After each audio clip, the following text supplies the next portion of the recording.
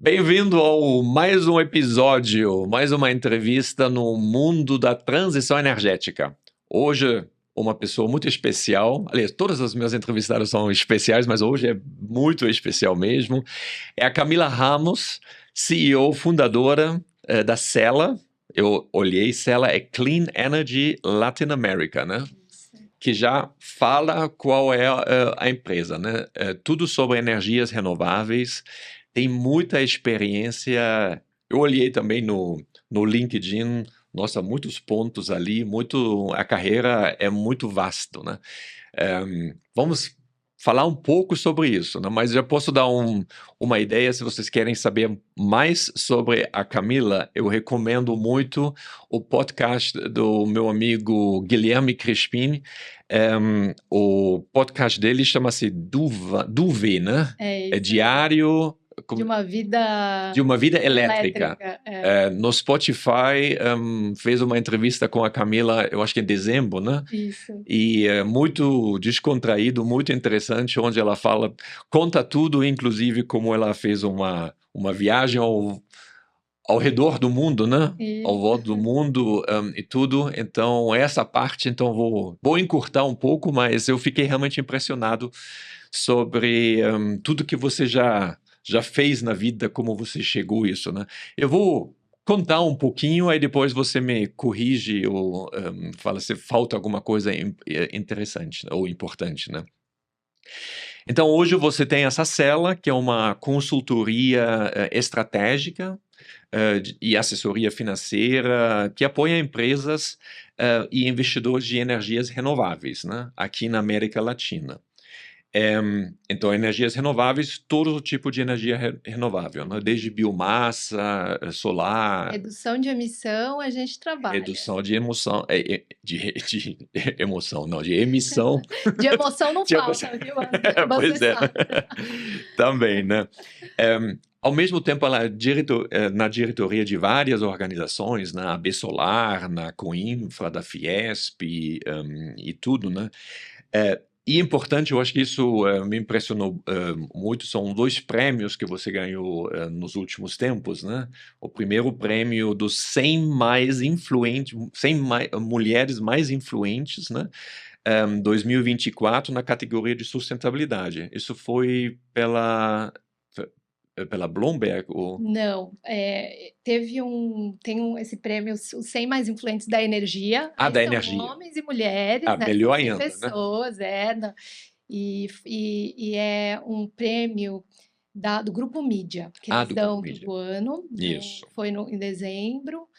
E teve um da Reuters em março do ano passado, que foi um prêmio global. Na verdade, foram acho que 15 ou 20 mulheres no mundo que têm uma voz importante nesse tema de energia. Isso que eu não sei. Voices of Women Leading the Green and Just Transition in Latin America and Caribbean. Esse é outro, esse é Esse é o terceiro. mais um, tá vendo? Esse foi em março Isso foi em desse março deste ano, que então no foi mês da passado. Euroclima, né, da União Europeia e Então. do GIZ. E aí eles entrevistaram, né, eles mapearam 25 mulheres que trabalham com esse tema, né, não só de energia, né, mas tudo que tem a ver com sustentabilidade, e também trazendo esse viés de gênero também, né? Uma publicação muito interessante, assim, eu estava lendo até a publicação final e o relato e a entrevista com diversas mulheres, com essas 25 mulheres, e fiquei muito orgulhosa de estar lá, mas também de ler as histórias, né? Sim. E como essas mulheres chegaram, trabalharam nesse setor, então eu acho que tudo isso, Ansgar, porque eu sou muito apaixonada por esse tema, assim. Imagino, apaixonado pelo tema de energia, apaixonado pela inclusão de mulheres no tema, né? Talvez a gente pode falar um pouco mais sobre isso mais tarde, mas eu acho que é super importante, super importante. É um setor, né? O setor de energia é um setor com muito poucas mulheres, assim, em cargos de liderança. Sim. Então, esse viés acontece, mas é curioso que isso, né, esse olhar para o feminino na energia, eu só comecei a ter depois que outras pessoas foram me apontar isso, sabe? E não desde o início. Mais recentemente, quando agora estou há muitos anos, né? Eu trabalho há 22 anos nesse tema de energia renovável, de transição energética. Então, aí, acho que tem vindo muita gente, muitas mulheres me dizerem, puxa, Camila, né? Olha onde você já chegou, é possível, então me inspira, e agora estou fazendo isso, estou fazendo aquilo. Mas né, esse olhar veio depois, é curioso. E hoje me apaixona muito poder trabalhar com esse olhar, né? Lá na cela, a gente, desde o início e sem pensar também, naturalmente veio essa vontade de sempre estar trazendo mulheres para a equipe também. Muita gente me pergunta: Nossa, Camila, como você consegue encontrar tantas mulheres assim, competentes, boas, para trabalhar na cela? E eu sempre digo: elas estão aí. Né? É, Tem que ter esse olhar. Mas é um tema novo, assim, que eu estou tendo um carinho, assim, mais recentemente, esse olhar, né, feminino no setor de energia, mas historicamente, nessas 2 décadas, o setor de energia renovável, né? A gente trabalha, e eu sim. trabalho exclusivamente com transição energética, redução de emissão, descarbonização. Então você viu que tem que tem um aumento de mulheres na liderança nesse tema. Aqui no Brasil nós temos a Fernanda, né, da Abiv, nós temos a Elbe, a AB Solar, nós temos a Renata, a AB Biogás. Mas o que me chama a atenção, elas estão na frente de instituições, Sim, de de associações, né? associações, né? E nas empresas, as É empresas menos, é né? bem Muito menos, né? menos, né? Eu posso falar isso também porque estou atualmente organizando a Hydrogen Conference e a gente sempre busca convidar as pessoas de liderança, Uhum. né? E eu me reparei, foi na semana passada, que nós temos, de fato, poucas mulheres, infelizmente poucas mulheres.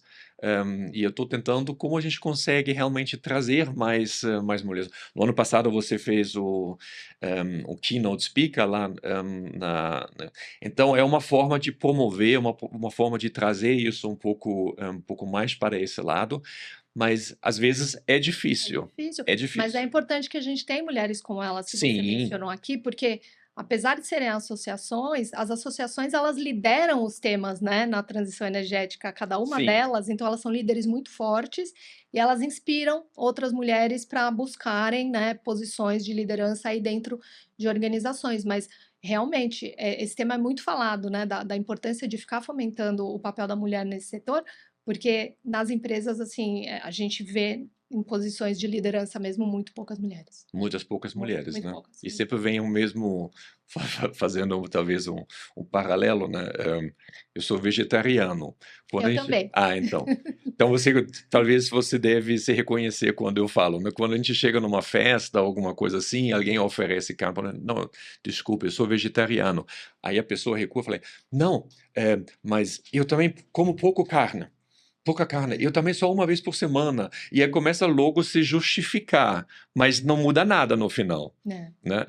Eu acho que talvez quando chega numa empresa, falem, tem poucas mulheres aqui na liderança. Não, não, mas a gente tem um programa aqui, nós temos programa aqui. Mas no final, até mudar alguma Na coisa, prática, na né? prática, né, Mas é tem que ter diferente. esses programas, Tem que tem que ter ter, esses tem que programas. ter. Até você mencionou o podcast do Crispim que eu participei, que foi muito legal e divertido, mas é uma coisa que eu mencionei lá para ele, porque ele trouxe esse tema de mulher também, né? Recentemente tem, né? Quando me entrevistam, trazem esse olhar também. E, e a gente pensa, né, na Escandinávia, um país super igualitário, né, em termos de muitas mulheres em liderança em empresas e na sociedade como um todo, mas tudo isso começou com esses programas, com essas cotas, com essas metas de Uhum. inserção das mulheres. Então, é importante que hajam mesmo esses programas, porque na prática levam a desenvolvimento de lideranças femininas nessas organizações. Então, eu apoio também esse tipo de iniciativa, né? E eu acredito que, principalmente nesse tema da transição energética, eu acho que a liderança das mulheres faz uma diferença.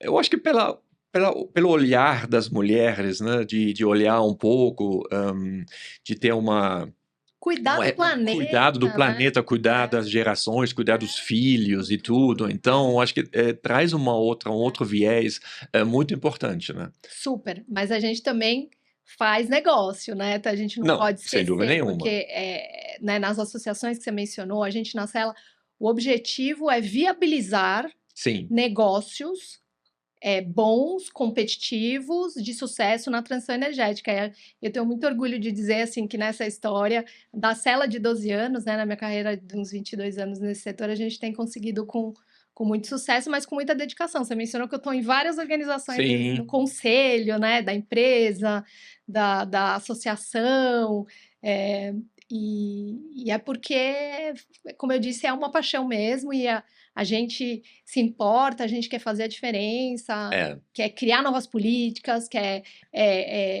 achar novos modelos de negócio, quer financiar, então...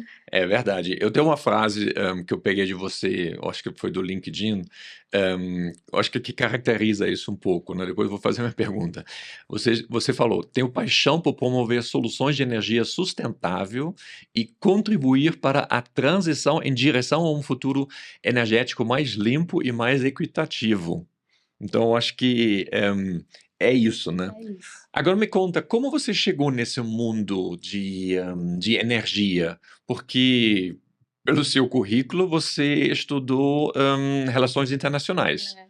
né, que não a princípio não tem nada a ver com energias renováveis ou com o mundo de energia, né. Uhum. Não como eu que estudou engenharia mecânica já com energia, com tudo, mas como você chegou nesse mundo? O que te despertou? Teve algum momento especial?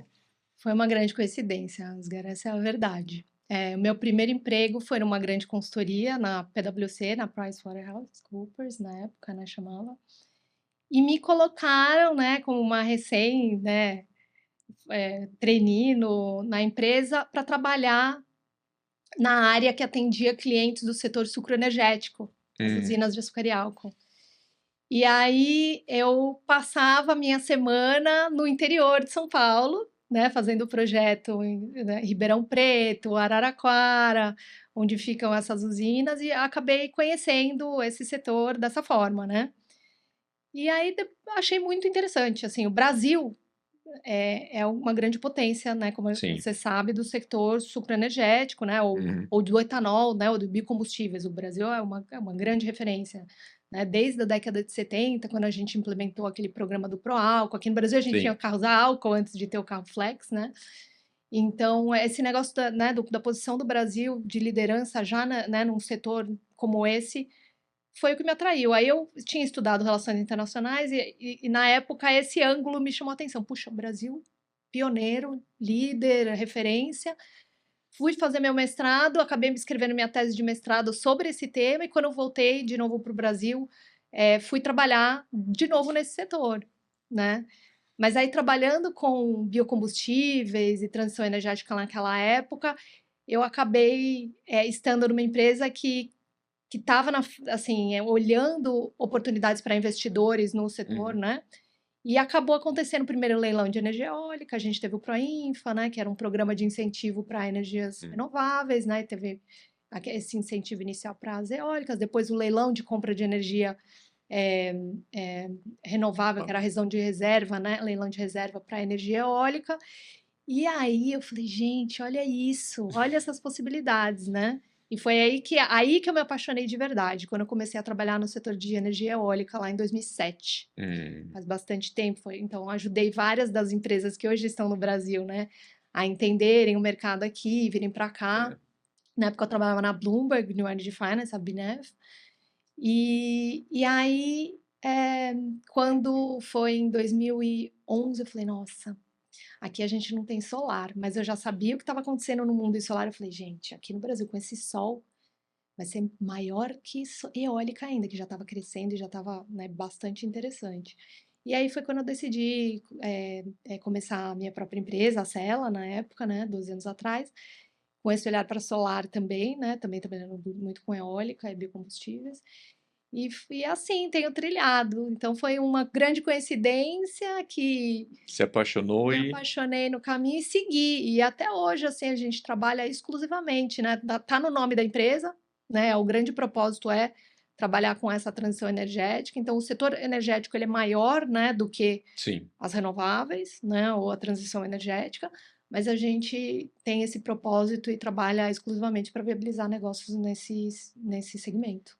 É, e como você falou, Brasil com todas as oportunidades, então O Brasil com tem todas as espaço para 10 oportunidades. celas, né? Exatamente. O Brasil com tanta oportunidade e a transição energética e as renováveis que são tão ligadas à tecnologia, né? Porque elas são Sim, fontes dinâmicas em termos de tecnologia, né?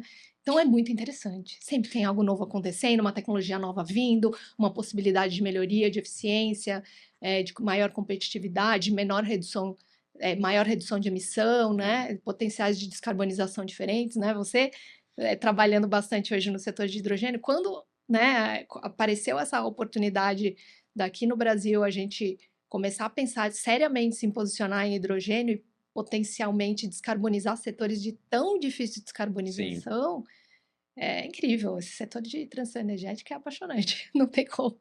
E ela nunca para, né? Não para e não vai parar, Não vai né? parar. A E é direção uma é essa, coisa, né? que no início era uma questão, vamos dizer assim, puramente econômica, né? Agora virou, com essa transição energética, né? Depois de 2018, alguma coisa depois do Cor de Paris e todo mundo falando, né?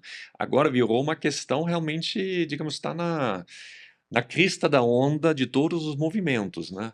Super. Eu iria Isso além, Ansgar, eu diria que é uma questão de sobrevivência de sobrevivência, hoje, né? Se a gente pensar sim, nas mudanças climáticas, é aquela né, a transição energética é aquela solução que não é só uma solução que tem que ser implementada, ela é uma solução competitiva, ela é sim, uma solução que faz bem para o meio ambiente, mas também gera oportunidade de investimento, de negócio, sim, então sim. faz Exatamente, super né? sentido. Uma outra paixão que eu vi quando eu estudei, digamos, o seu caminho, né, foi o seu viés para o empreendedorismo. Assim, uma pessoa com a sua capacidade e todo o conhecimento, com certeza você ia fazer uma carreira numa empresa grande, alguma, né, assim, talvez já deve ter tido resposta ou propostas para fazer isso, né? Mas você sempre ficou em startups, criou a sua própria empresa e tudo isso. De onde vem isso também?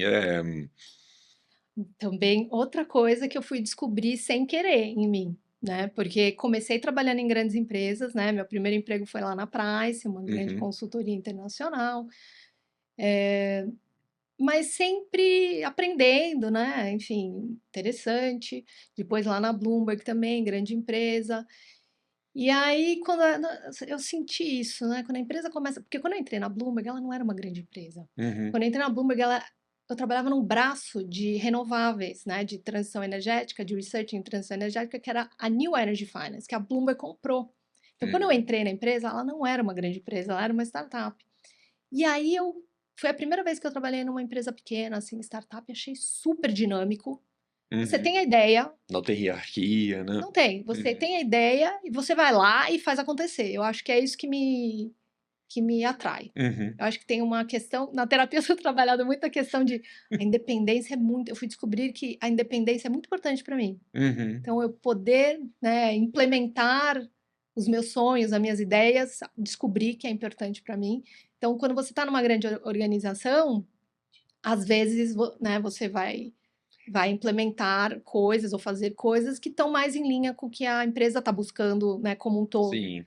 Então, acho que talvez isso tenha me atraído mais, porque quando a Bloomberg comprou a New Energy Finance, eu já comecei a achar, não tá tão legal como era antes. Aí foi quando eu Tem decidi abrir a muitas minha. reuniões de alinhamento, aí É, depois vai para um outro lugar que talvez você não está e pensando. uma É a velocidade, velocidade, sabe? Eu sim. estava conversando ontem com a Marília, que trabalha lá na cela também, junto comigo, e a gente estava, né, falando de uma posição que a gente está para abrir e tal, qual seria o perfil dessa pessoa.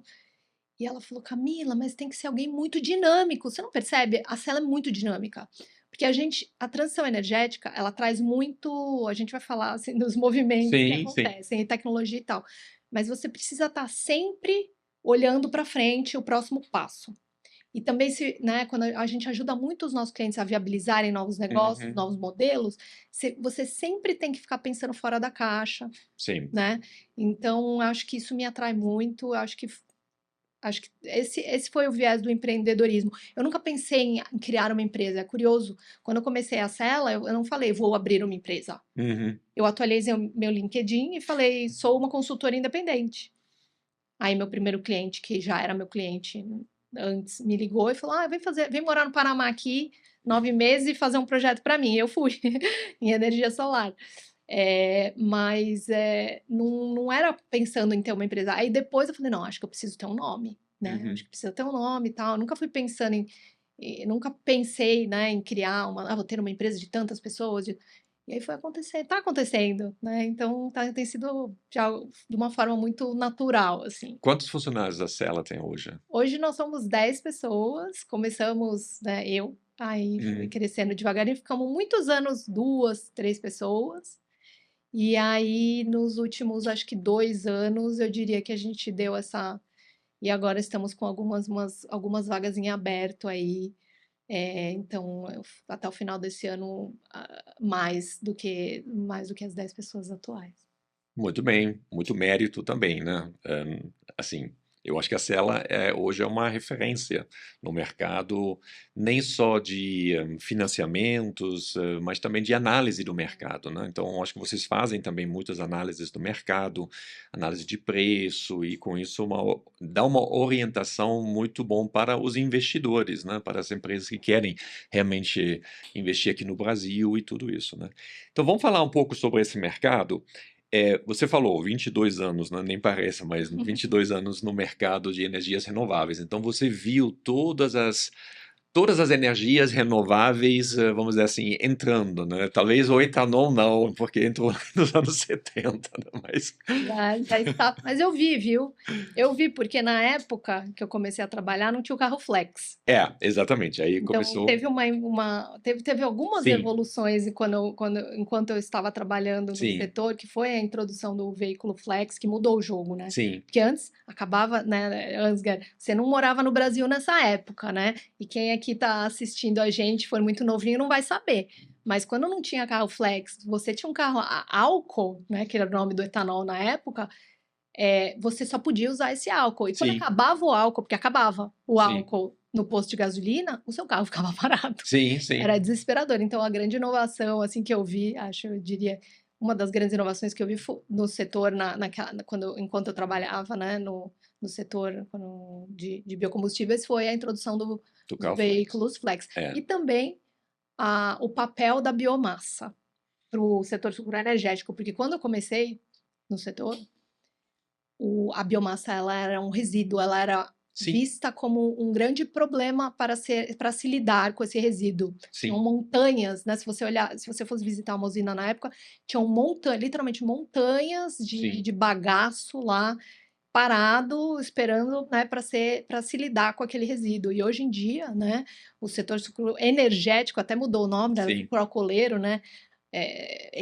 Você tem aquele uso, muitos usos para aquela biomassa, você gera energia, né? é, Você faz o etanol celulósico, segunda geração. sim. Então, também nesse setor eu vi muita inovação, viu, Ansgar? Essa inovação da biomassa, ela está chegando agora, né, na minha É percepção, uma né? nova, eu Uma, diria que agora é ó, um novo, isso, um novo renascimento, é um sim, renascimento, sim.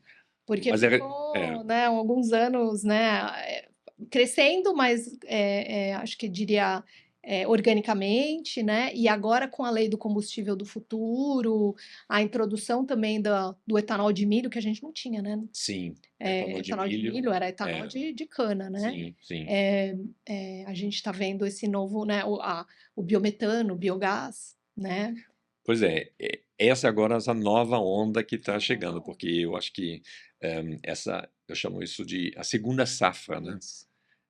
Porque não tem só a safra da cana de milho, alguma coisa, mas todos os resíduos eu consigo transformar hoje em uma outra safra energética, né? Isso. E com isso, realmente, isso vai trazer um boom muito grande. Ali o Brasil ainda tem muito espaço para crescer, né? Porque O mato é alto, o, Asgar, o nesse mato é setor. alto, exatamente, né? O mato é alto. Quando eu comparo isso com a Europa, que desde os anos 90 investindo muito nessa biogás, biomassa Uhum. e tudo, né? Então tem uma tecnologia de ponta lá, e agora o Brasil está acordando para essa parte também, e tem toda essa questão dos carbonos biogênicos, Isso. né? Que é uma questão que eu acho que a gente nem tem ideia ainda o que isso pode significar para o futuro, né? Mas olhando para todo esse negócio, vamos assim, etanol, depois um pouco a eólica, solar, a gente tem hidrogênio, Hidrogênio, né? bateria. Baterias agora, Uhum. tudo sempre vem, digamos, passam por algumas Sim, fases, né? sim. Eu acho que você que acompanhou tudo esse negócio, você consegue ver algumas características dessas curvas? Em Sim, inglês a gente fala pattern, né? sim, tem Algumas os coisas patterns, é. que sempre se repetem, porque Sim. isso ajuda para dar um olhar para o futuro, como, por exemplo, o mercado de hidrogênio que ainda não está maduro ou ainda está em crescimento, como ele vai se comportar, o que vai passar para ele, o que precisa ser feito, né? Da Muito, sua... muito boa pergunta. É excelente essa pergunta, porque eu brinco que eu vejo esses patterns. E quem estiver ouvindo aqui depois faz os comentários e fala as patterns que vocês têm visto Sim. nesse setor, mas as que eu vejo muito claro. Quando esse setor, no início desses setores, né? Então, na solar, na eólica, na bateria, o hidrogênio, são tecnologias caras, não competitivas com as outras alternativas. Uhum. E aí todo mundo fala, ah, que bonitinho, mas esse negócio não vai deslanchar. Eu quero, mas é caro, né? Esse negócio não vai. É legal, mas não vai acontecer. Aqui no Brasil, né, diferente da Alemanha, da forma da inserção que a Alemanha fez e faz, né, das Uhum. tecnologias, a gente aqui no Brasil fez, né, e continua fazendo de uma forma que funciona muito bem, né? Os leilões, Sim. né? Então a gente teve o leilão de energia eólica, né, lá no 2007, 2008, tecnologia super cara, ninguém botava fé, de verdade, Uhum. assim, que ia ser hoje, né, e é a fonte, né, mais competitiva, mais barata que a gente tem aqui no Sim. Brasil, né? Então, começa assim, é caro. Na Solar foi igual, lá em 2014, 15, primeiro leilão. Ah, mas solar não vai ser barato, né? Esse negócio é caro, não é competitivo. Ah, o governo, poxa, será que vale a pena inserir Uhum. a solar em leilão, uma vez que, né, ela é tão cara? Não, coloca ela para competir, né, que nós vamos ver o que acontece. O que aconteceu? A solar é tão competitiva hoje quanto a eólica aqui no Sim. Brasil e é a fonte mais competitiva na maior parte do mundo hoje já em nova geração de energia. Bateria, a mesma coisa. A gente está agora trabalhando, né? Todos nós aqui do Temos na fase de escritório bateria agora, estamos né? trabalhando agora para inserir as baterias nos leilões. A gente está esperando desde 2023 que a gente está, né, tá planejando ter leilão para os sistemas de armazenamento de energia aqui no Brasil, mas, né, ainda não aconteceu e, puxa, será que vai ser competitivo? Será que vale a pena?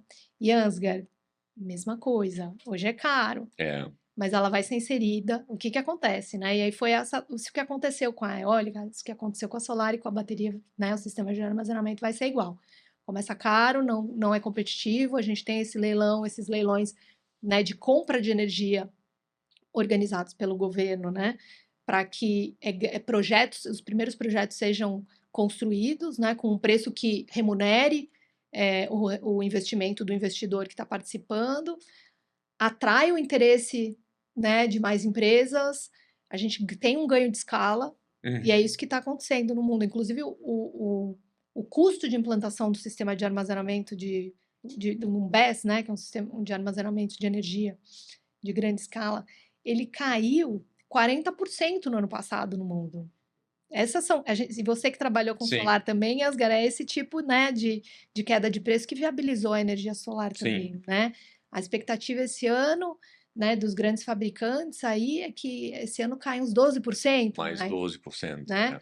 Então, é uma história muito parecida com as outras fontes, né? E a Sim. gente vai ter bastante sistemas de armazenamento, não só no mundo, mas aqui no Brasil também. E ainda mais que os sistemas de armazenamento, as baterias, elas vêm em paralelo com o crescimento dos veículos elétricos. né? Não Uhum. só os sistemas de armazenamento de energia no setor elétrico, onde você instala um sistema de armazenamento, uma bateria para armazenar energia para ela ser utilizada nas horas em que tem demanda de energia, mas não tem tanta Uhum. geração, porque as renováveis, elas já Tem são essa. 1/3 hoje da Sim, capacidade instalada do Brasil, se a gente considerar a geração distribuída também, sim, né? Então, a gente considerando solar, geração centralizada, as grandes fazendas, eólicas, grandes fazendas, e a geração distribuída, que são os telhadinhos aqui no Brasil, a gente já representa essas fontes que a gente chama de intermitentes, quer dizer, só gera energia solar quando tem sol, e só gera energia eólica, ou a geração é mais forte, mais importante quando o vento está, sim. né, soprando, né? É, nos momentos em que essa geração não acontece ou ela é mais baixa, a gente consegue entrar com a energia que está armazenada, né? Aquele estocar o vento, né? Aquela história, tinha uma que Aquela todo mundo famosa. lembra agora, Isso. né? Visionária. Você consegue despachar, né, essa energia que está armazenada. Então, não tenho dúvidas, né? Da mesma forma que eu não tinha dúvidas que essa ia ser a história da solar aqui no Brasil quando eu comecei a Cela 12 anos Sim. atrás, essa vai ser a história também dos sistemas de armazenamento aqui. Então, no futuro próximo, nós vamos ter, em muitos lugares, nós vamos ter baterias de baterias estacionárias que vão absorver a energia, digamos, sobrando naquele momento, Isso. para depois, para suavizar, digamos, a intermitência das energias renováveis. Sempre Exatamente. você falava que o hidrogênio poderia fazer isso. Eu acredito muito no hidrogênio, o Ansgar.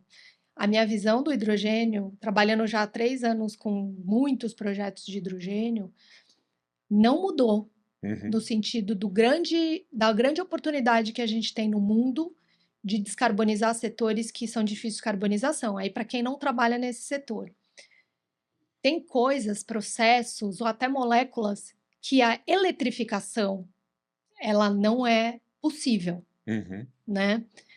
E nesses setores, a gente tem que ter outras soluções. Eu sou da linha que, falando de uma forma generalizada, Sim, tudo que você puder eletrificar, então, por exemplo, sim. caldeiras até em indústrias que podem ser eletrificadas serão, porque depois você vai utilizar energia renovável para abastecer, né, esses equipamentos que Sim. serão eletrificados cada vez mais e produzirão um produto que contém muito Uhum. menos emissões, muito menos carbono neles, né? Mas tem outras moléculas, por exemplo, que não, né? Vou te dar um exemplo: fertilizante. Sim, O fertilizante, ele utiliza a molécula do gás natural. Não é a energia, né, necessariamente que a gente está só falando aqui, a gente está falando da molécula do fertilizante, né? Ele tem carbono ali. Se você produzir essa molécula do fertilizante a partir né, for a molécula do hidrogênio, vai ser assim, o potencial de redução de isso é emissão lá de descarbonização é gigantesco, gigantesco, sim. né? Então, algumas soluções para produção de aço, o pessoal fala muito também, apesar que você pode eletrificar, você pode fazer aço através de processos eletrificados, mas também utilizar o hidrogênio como molécula no processo de Sempre vai fabricação precisar o hidrogênio do aço, sim, sim. exatamente, você tem essa solução para o hidrogênio. Para combustíveis, Uhum. como de navegação, por exemplo, o emetanol, que a gente está Sim, ouvindo muito também, né? São combustíveis que o setor de navegação, se não me engano, é 2 ou 3% do total de emissões que a gente tem de gases de efeito por estufa. aí, se não mais, Acho que sim, 3%, né? sim. E, então, se a gente consegue fazer essa redução de emissão através de biocombustíveis e também do hidrogênio, né, Sim. através do metanol, eu continuo acreditando nesse potencial. Como o hidrogênio como armazenamento de energia, um sistema de armazenamento de energia, eu já acho mais difícil, Uhum. porque eu diria que ele é menos competitivo, porque você tem que converter ele algumas vezes, né? Você usa Sim, energia, aí você guarda essa energia e depois você usa ele para fazer energia. Por que você já não usa a energia desde o início, né? Então, por isso que eu digo, processos que você talvez consiga eletrificar, eles são mais eficientes porque não tem essas conversões, né? é uma, sim, eu acho que é uma questão realmente tecnológico, eu acho que com o avanço da tecnologia, as rotas vão se definir Vão. melhor, né? E eu falei de uma Antigamente, forma bem sim, generalista aqui, claro, né? porque, na verdade, A grande questão da energia elétrica, né, é que você, até agora, sempre, porque você precisa ter, a geração totalmente sincronizada com o consumo. E aí a gente não tem como, ter um buffer no meio de uma estocagem no meio. Às vezes a gente fala que a energia hídrica, né, os hidroelétricas, eles podem fazer isso, mas a gente tem que gerar isso naquele momento, né. Essa é a grande dificuldade que causa algum problema que a gente teve recentemente, aqui no Brasil também, né. E, estocar energia em forma de hidrogênio é uma questão química, não uma questão, digamos, de elétrons, mas é uma questão de moléculas, Sim. né? Que fica mais fácil para estocar. Mas eu concordo, estocar hidrogênio também tem outras questões, e aí vem tudo uma questão de custo também, né? Que é incrível. Isso, esse que é o divertido de tudo isso, né? Ter É, as possibilidades, as opções, matrizes, né, diversificadas sim. e as soluções que vão se destacando como mais eficientes e Hum. com redução de emissão, né?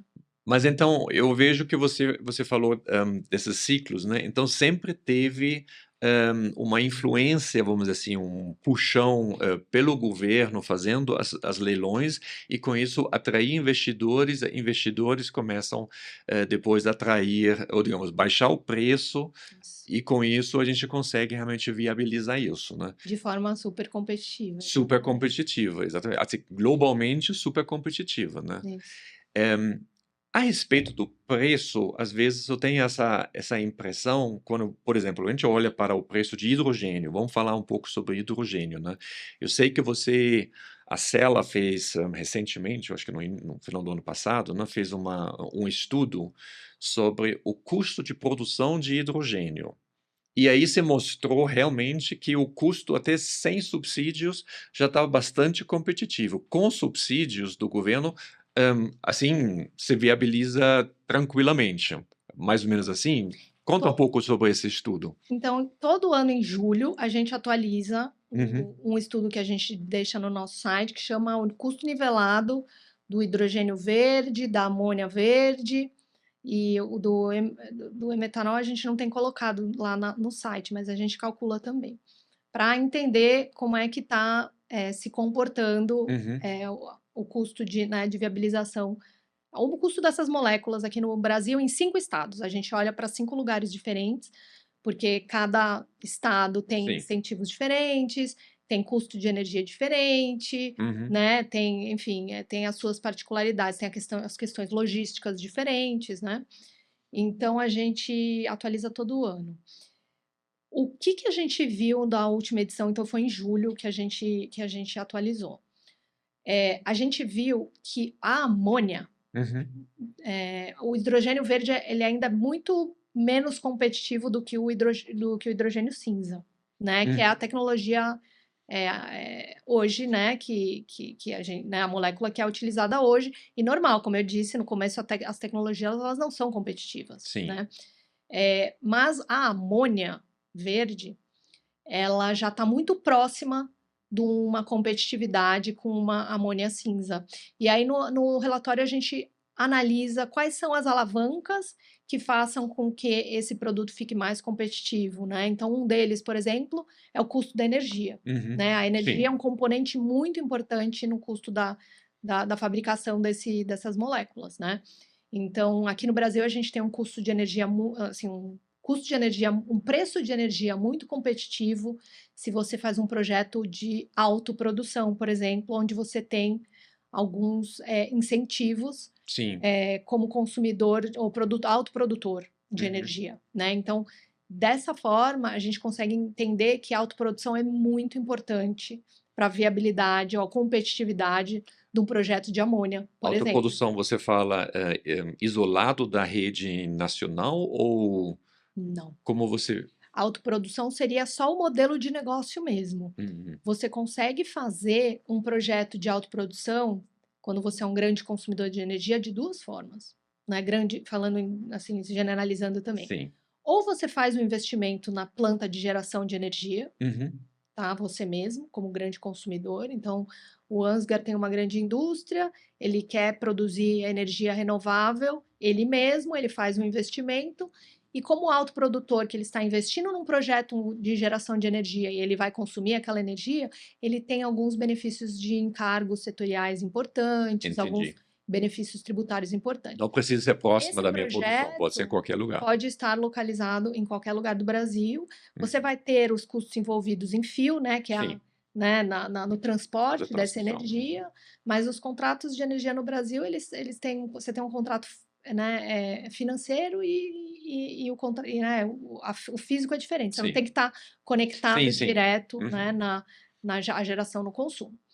Mas você também consegue fazer de uma outra forma, onde você, Ansgar, continua sendo o grande consumidor de energia, mas você não quer alocar o seu capital, fazer um investimento, ou você não pode, enfim, porque você tem que investir no seu negócio, Uhum. numa planta de geração de energia, então você contrata essa energia, né, e faz uma parceria com um gerador de energia, que vai ser um autoprodutor junto com você, né, para construir esse projeto e consumir a energia desse projeto, que também pode estar ou junto da sua Uhum. fábrica de Sim, consumo de energia, ou pode estar localizado em qualquer entendi. lugar no Brasil. Eu compro dele praticamente, né? Exatamente. Ah, legal.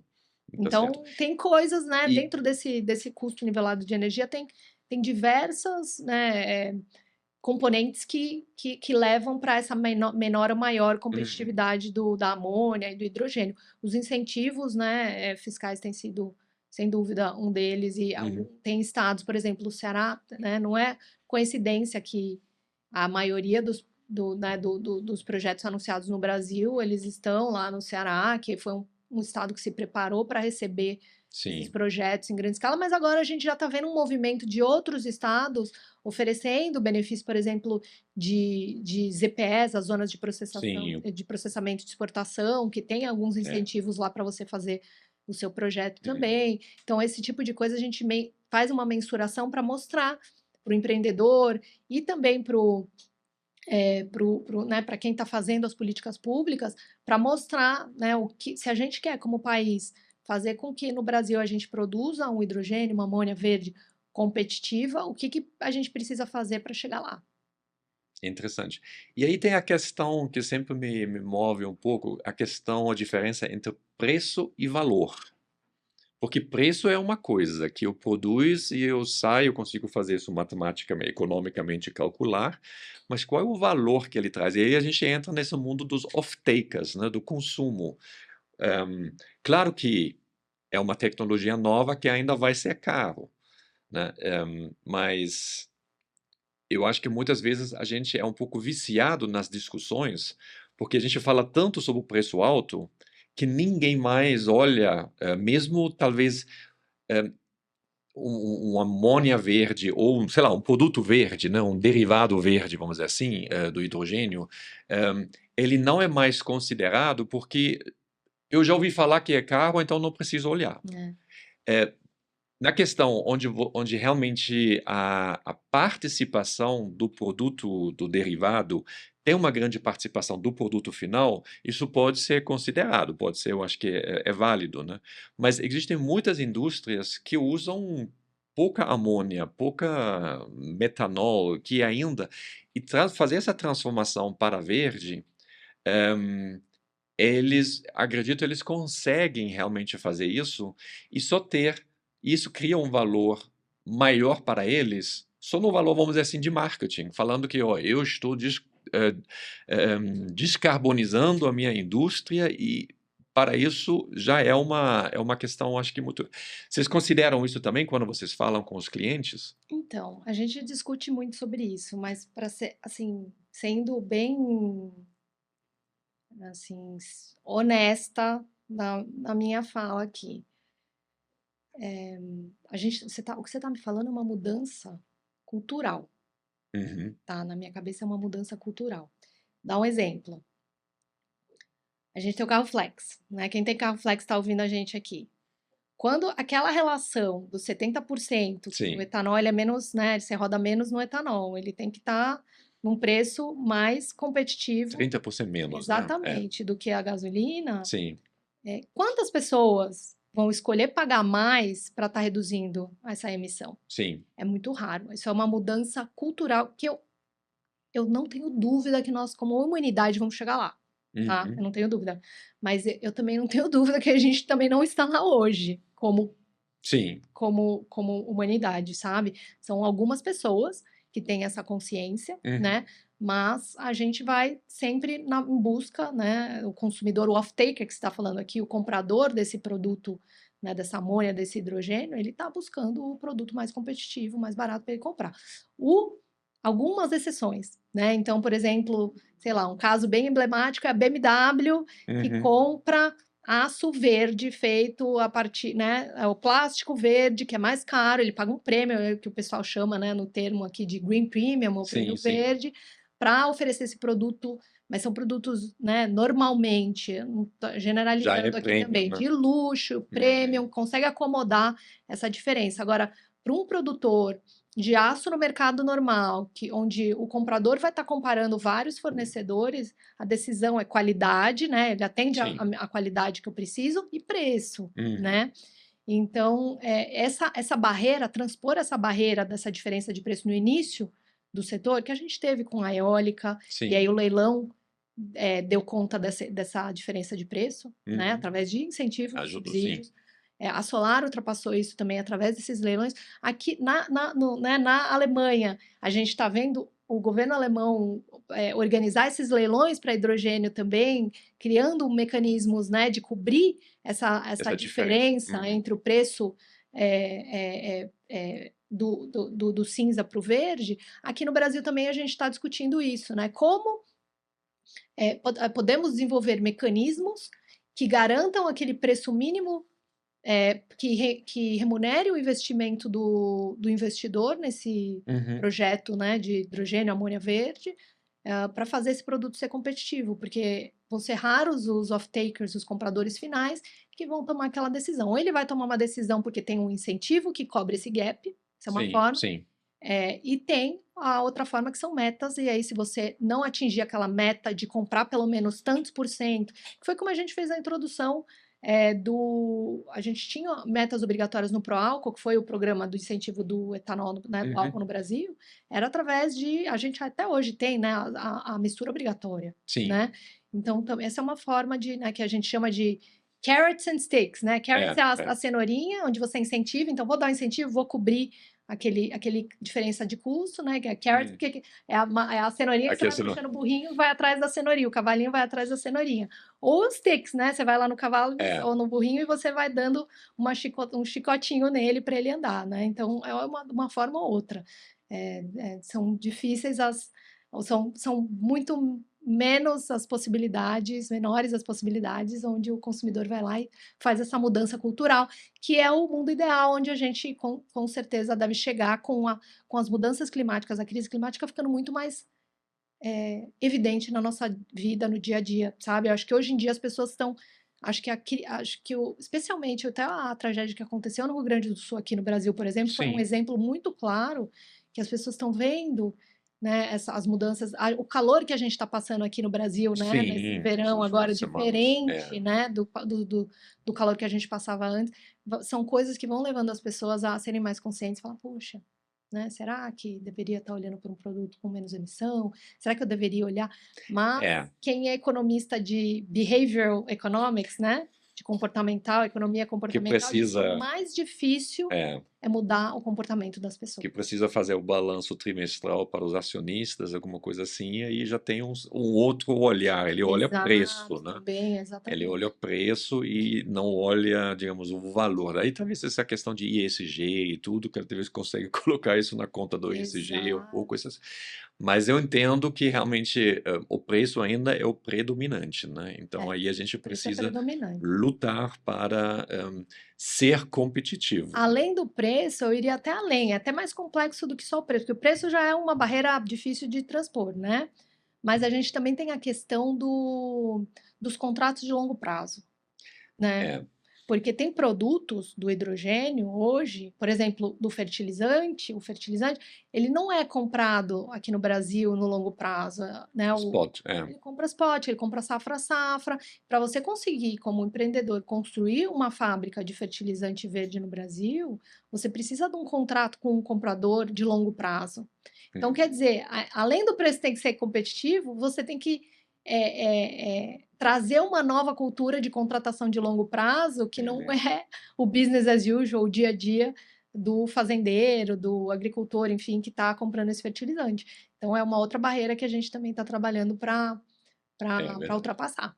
Então a gente continua ficando nessa ovo-galinha. Mas está avançando. Está avançando. Isso. Está avançando. Em que direção está avançando?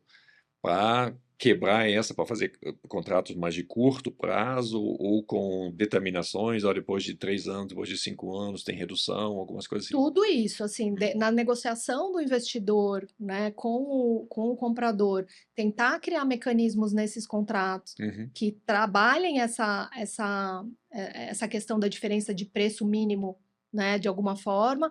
Vou dar um exemplo para a gente que está ouvindo aqui, a gente aqui, que é do setor de energia elétrica. Não se financiava projeto de energia elétrica novo no passado que não tivesse contratos de longo prazo. Hoje se financia projetos com contratos de curto prazo, porque o BNDES, o Banco de Desenvolvimento Nacional aqui do Brasil, ele tem uma metodologia de preço suporte, onde ele considera um fluxo de caixa do projeto sendo contratado no longo prazo num preço suporte, que ele tem uma metodologia que ele desenvolveu.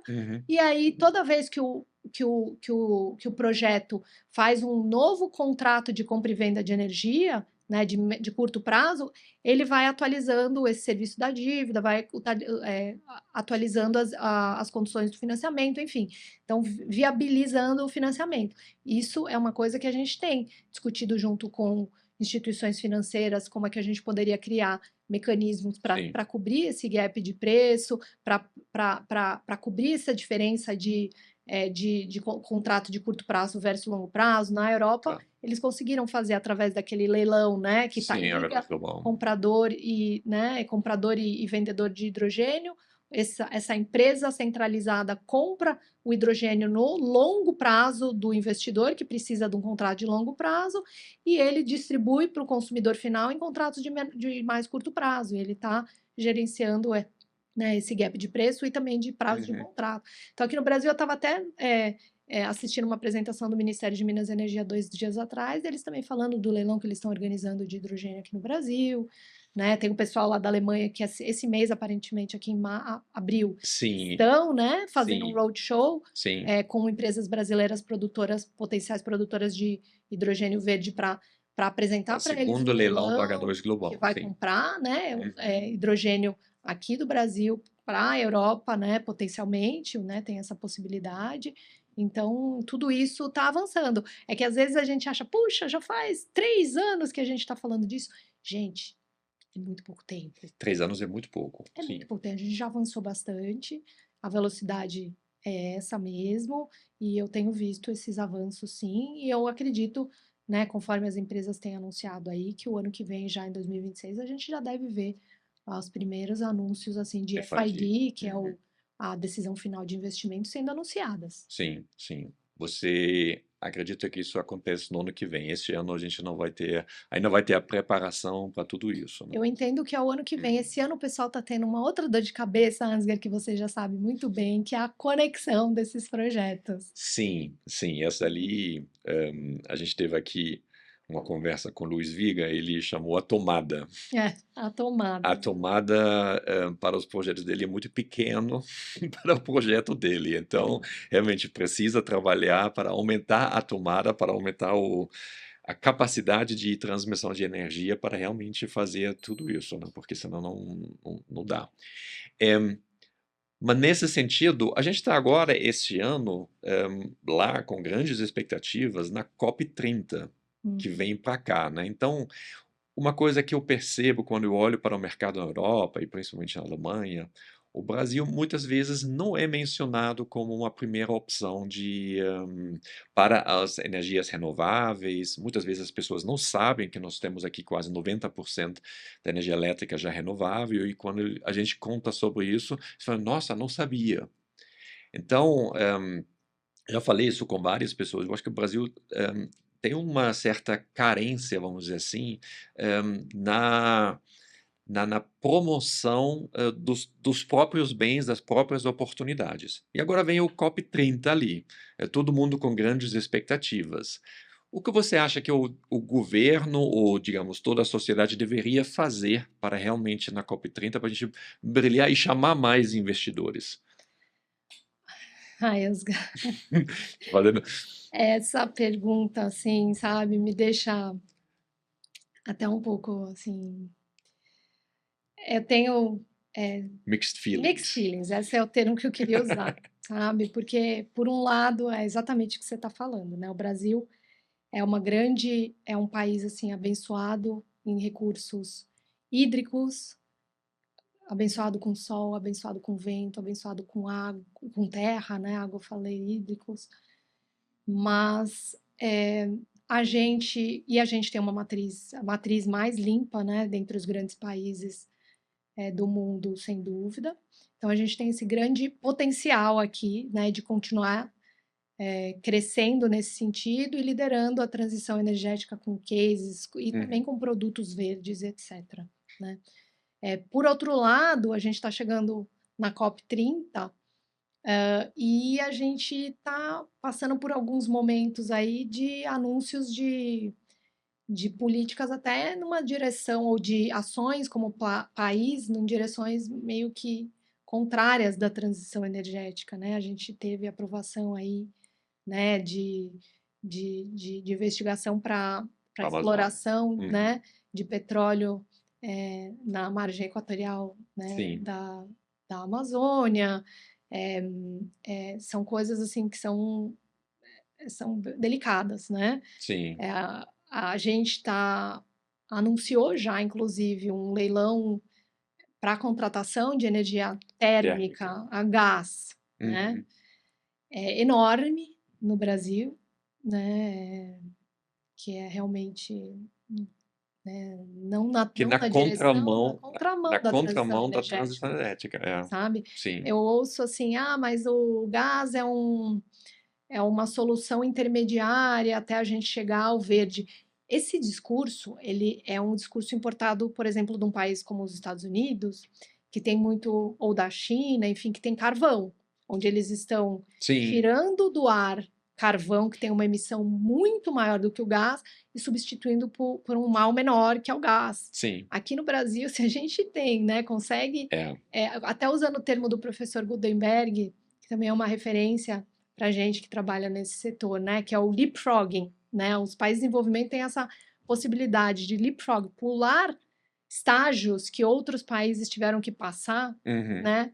Em desenvolvimento, etc. Mas falando aqui na transição energética, a gente deveria, e não caminhar para trás. Então, eu queria trazer esse ponto É. aqui, sabe? Porque são mensagens assim, não só mensagens, mas são ações que terão impacto para as próximas décadas. Que atrapalha. E um leilão de, assim, uma usina térmica não pode ser uma solução intermediária, né? Porque ela tem uma vida útil de 30, 40 anos, né?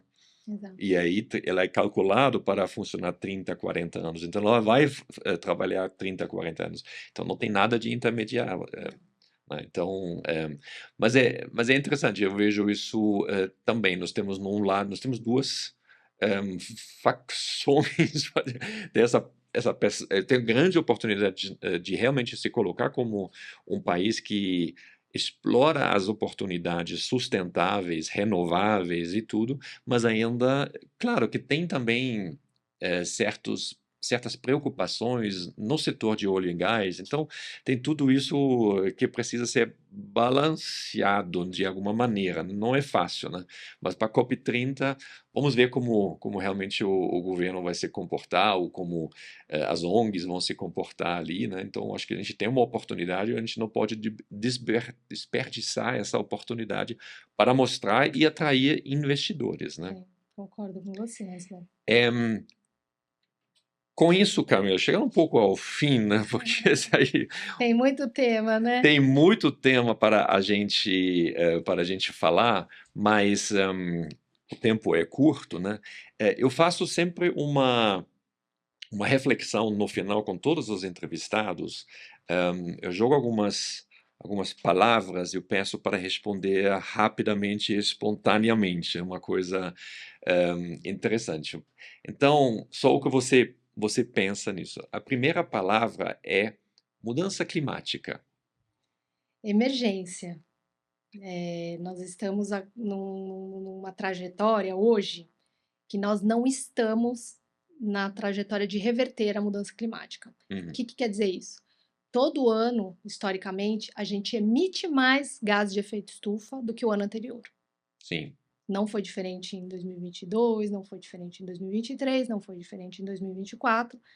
Então, não estamos na trajetória da reversão das mudanças climáticas. Então, acho que essa é uma mensagem potente, porque se a gente precisa chegar em 2050 com emissões líquidas zero, o Uhum, famoso net zero, já estamos em 2025 e, na verdade, nós estamos aumentando as emissões, ainda, né? Sim, ainda sim. me parece que nós não estamos fazendo o trabalho que a gente precisa para chegar lá em 2050 no net zero. A verdade é que a gente precisa triplicar os investimentos em transição energética todo ano para que a gente chegue lá. Eu li recentemente uma reportagem, uma pesquisa que estava falando em 2025 a gente vai chegar no teor de CO2 no ar tão alto quanto o maior teor já medido, vamos dizer assim, milhões de anos atrás, mas isso era uma questão realmente da mudança climática natural da Terra. E agora a gente já chegar no mesmo nível, mas isso é feito, digamos, feito humano, né? Industrialização, e tudo isso. E nós não estamos vivos naquela época para sofrer o Exatamente. impacto no, Sim. né, na nossa vida, como vai É, ser, né, se a gente chegar lá é. e não tiver feito essas reduções. Para isso a gente está trabalhando, né? Exato, estamos. Segundo, vamos a segunda palavra, a segunda frase é transição energética justa. O que significa isso para você? Esse termo também é complexo, né? Então eu vou trazer aqui, né, terminar com o que a gente começou, né? Acho que o papel da mulher na transição energética, hoje, né, os estudos que eu tenho lido sobre o tema, as mulheres são as mais impactadas com a mudança climática, né, como cuidadoras de famílias, etc. Então, e nas funções que elas atuam, né, e onde elas trabalham, acho que é algo bem assim já pacificado. Então, trazer, né, as mulheres para não só trabalharem e buscar essas soluções, mas entender que para a transição energética ser justa, né, Uhum. ela precisa ser na direção da redução de emissão de verdade, porque quem está sendo mais impactado negativamente com as mudanças climáticas são as mulheres. É, mulheres e digamos, a camada da população Mas, mais exatamente, são as pobre. minorias, né? Sim, sim, Exato. exatamente. O mundo dos meus netos, como será? Não dá para imaginar, porque com inteligência artificial, Ansgar, que é todo um outro Uma tema outra assim, onda, sim. que a gente está vendo e vivendo e trabalhando, é muito difícil da gente conseguir imaginar o que vai ser a vida dos nossos netos, né? A gente chega num momento muito em breve de singularidade, que é o momento onde a inteligência artificial vai ser maior do que todo o conhecimento que todo ser humano já teve. As decisões não vão ser tomadas mais por nós, Uhum. né, por seres humanos, mas por outro lado, né, eu li até um livro super interessante sobre isso, sobre uma pessoa que era a pessoa responsável pela inteligência artificial do Google no mundo. Ele também diz, né, quando essa inteligência artificial chegar a um nível de sofisticação tão grande, ele vai ser consciente também. Olha que coisa louca, né? Ele não vai ser inconsciente. É Uhum. porque ele consome tudo que a gente Sim, põe, né, uma no, consciência artificial. mas ele vai ter uma consciência, sabe? Então, pensar também que não vão ser decisões. Outras coisas que eu li, né, sobre a vida dos nossos netos. A sociedade não vai ser mais estruturada e a economia não vai ser mais estruturadas da forma que a gente vive hoje. Uma sociedade, né, de trabalho, né, de capital, de trabalho. E sim, a gente não vai mais trabalhar Uhum. para viver, Sim, porque toda mão de obra, quando os nossos netos estiverem aí, ela vai ser substituída por máquinas, sim. né? Outra pessoa que eu vi falando também da Google, mas da América Latina, acho que de inteligência artificial, que já em 2026, um terço de toda mão de obra, teoricamente, já poderia ser substituída por máquinas e robôs, já em 2026. Mas não faremos isso, né? Porque como sociedade nós não estamos preparados para isso. É, Mas mostra a direção para onde a gente está indo. Então, assim, eu não consigo imaginar o que, que vai ser e como vai ser. Mas vai sim. ser completamente diferente do que a gente está vivendo Vai ser hoje. completamente. Esperamos um pouco mais frio, né? E não tão quente, né? É, último é o Brasil em 2050. Como você acha? Como será o Brasil em 2050? Bom, estamos trabalhando para que o Brasil continue sendo um país com uma matriz energética, né, elétrica, Uhum, super 90% quase, ou 100% renovável, mas também uma matriz energética, né, que é maior do sim. que energia elétrica. Quando a gente fala dos combustíveis, né, do calor, Uhum, etc., sendo né, renovável também e limpo. A visão que eu tenho, você falou, qual a primeira coisa que vem? Eu vejo muito verde, muita saúde, sabe? Eu vejo nosso país mais saudável do que hoje. E continuarei trabalhando e continuaremos trabalhando para isso. ótimo, isso é legal. Eh, por último, digamos, palavra livre para você, se você quer falar mais alguma coisa, que você vai deixar uma mensagem aqui para A os. mensagem que eu queria passar hoje, que veio agora para mim, é, Ansgar, nós todos que estamos ouvindo, trabalhando nesse setor, tipo,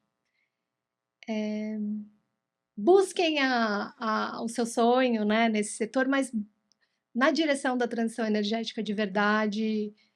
Talvez não são as soluções mais fáceis, sabe? A Uhum, gente vê, né? Não é fácil estabilizar uma rede elétrica, né? sim, Tão intermitente. Vamos, né? Especialmente os jovens, buscar soluções tecnológicas, de modelo de negócio, de como fazer as coisas funcionarem, com esse olhar de redução de emissão, descarbonização. Acho que é essa a mensagem que eu quero sempre olhar para isso, né? olhar para isso. Eu concordo plenamente. A gente precisa, no nosso dia a dia, né? A gente precisa olhar. Vou abastecer o meu carro com gasolina ou com etanol? Vou pegar um táxi elétrico ou vou pegar um táxi normal, mesmo se custa alguma coisa a mais? Mas essa conscientização, eu acho que ela é muito importante, né? E ela precisa entrar, digamos, como você falou no início, né? Na cultura do país, da sociedade, né? Porque assim a gente consegue realmente fazer a diferença e fazer a transição energética acontecer de verdade, né? Não, com certeza.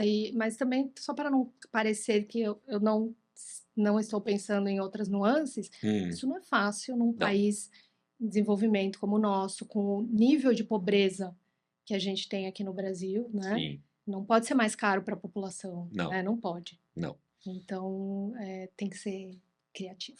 E justa. Isso. Tá bom, muito obrigado, Camila. Com isso a gente termina aqui. Eu espero que vocês gostaram. Se não deixaram, pode deixar um comentário, o que a Camila pediu, né, para fazer os seus pensamentos. E a gente fica aqui. Até a próxima. Obrigado. Obrigado, Obrigada, Camila. obrigada, Osgar. Muito bom.